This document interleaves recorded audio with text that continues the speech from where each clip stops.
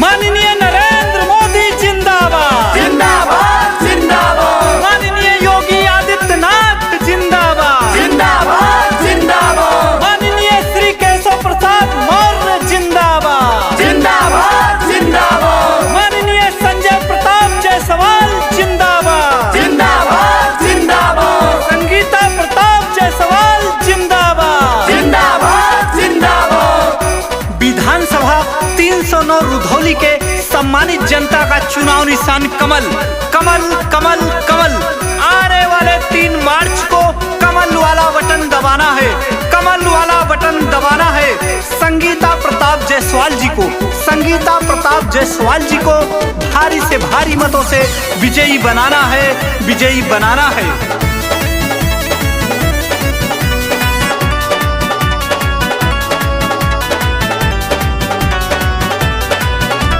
विधानसभा रुधौली की जनता ने फिर से पुकारा है, विधानसभा रुधौली की जनता ने फिर से पुकारा है। कमल वाला फिर बटन दबेगा, सबने मिलकर ठाना है। कमल वाला फिर बटन दबेगा, सबने मिलकर ठाना है। विधानसभा रुधौली की जनता ने फिर से पुकारा है, विधानसभा रुधौली की जनता ने फिर से पुकारा है। कमल वाला फिर बटन दबेगा, सबने मिलकर ठाना है। कमल वाला फिर बटन दबेगा, सबने मिलकर ठाना है। दादा दादी का चुनाव निशान कमल। जी हाँ, चाचा चाची का चुनाव निशान कमल। भैया भाभी का चुनाव निशान कमल। जी हाँ, भैया भाभी का चुनाव निशान कमल। हम सब का चुनाव निशान कमल। जी हाँ, कमल कमल कमल। सोच जिनकी ईमानदार है, काम बड़ा दमदार है। यूपी में फिर से आ रही बीजेपी सरकार है, बीजेपी सरकार है। सोच जिनकी ईमानदार है, काम बड़ा दमदार है। यूपी में फिर से आ रही भाजपा सरकार है। रुधौली विधानसभा में फिर से विकास की धारा बहाना है। रुधौली विधानसभा में फिर से विकास की धारा बहाना है। कमल वाला फिर बटन दबेगा, सबने मिलकर ठाना है। कमल वाला फिर बटन दबेगा, सबने मिलकर ठाना है। विधानसभा 309 रुधौली के सम्मानित जनता का चुनाव निशान कमल कमल कमल कमल। आने वाले 3 मार्च को कमल वाला बटन दबाना है, कमल वाला बटन दबाना है। संगीता प्रताप जायसवाल जी को, संगीता प्रताप जायसवाल जी को भारी से भारी मतों से विजयी बनाना है, विजयी बनाना है।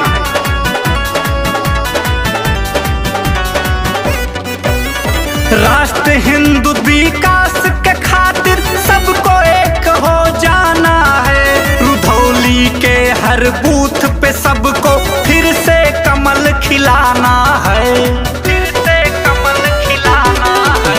राष्ट्र हिंदू विकास के खातिर सबको एक हो जाना है। रुधौली के हर बूथ पे फिर से कमल खिलाना है। संगीता प्रताप जायसवाल को भारी मत से जिताना है। संगीता प्रताप जायसवाल को भारी मत से जिताना है। कमल वाला फिर बटन दबेगा, सबने मिलकर ठाना है। कमल वाला फिर बटन दबेगा, सबने मिलकर ठाना है।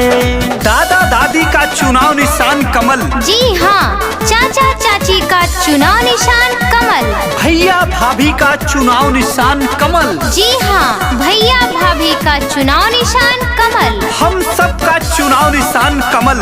जी हाँ, कमल कमल कमल। आने वाले 3 मार्च को कमल वाला बटन दबाना है, कमल वाला बटन दबाना है। संगीता प्रताप जायसवाल जी को, संगीता प्रताप जायसवाल जी को भारी से भारी मतों से विजयी बनाना है, विजयी बनाना है।